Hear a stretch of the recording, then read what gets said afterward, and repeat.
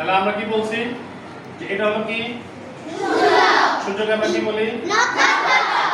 আর যেগুলি সূর্যকে কেন্দ্র করে ঘুরে তাদের নাম কি তাহলে নক্ষত্রকে কেন্দ্র করে ঘুরলে তাকে আমরা কি বলবো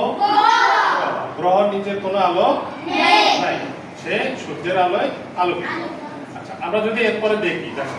সূর্যকে কেন্দ্র করে কে ঘুরতেছে পৃথিবী ঘুরতেছে না আবার এই যে পৃথিবীকে কেন্দ্র করে কে ঘুরতেছে আমাদের পৃথিবীর একমাত্র উপগ্রহের নাম কি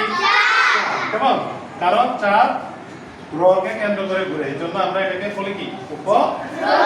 বুঝতে পারছি। আচ্ছা আমরা যদি দেখি যে সূর্যের আলোটা পৃথিবীর যে অংশের মধ্যে পড়ে নাকি সেই অংশকে কি বলবো আর অপর অংশ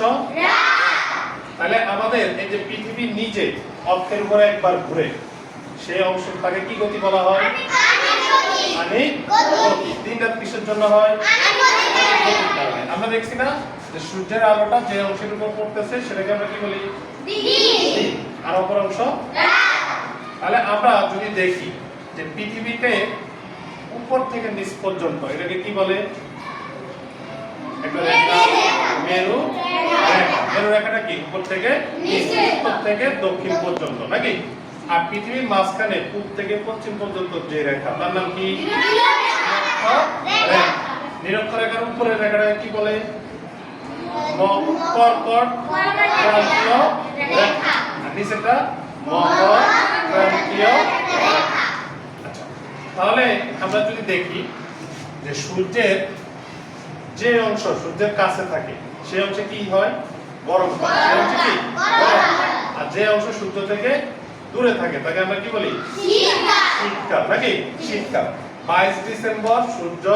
কোন গোলকে থাকবে কোন গোলকে থাকবে কোন পাশের অংশে থাকবে দক্ষিণ পাশে তাহলে বাংলাদেশ কোন পাশে উত্তর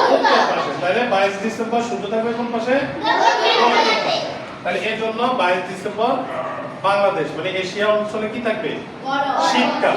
কি থাকবে শীতকাল আর ঠিক 3 মাস পরে সূর্য যখন 21শে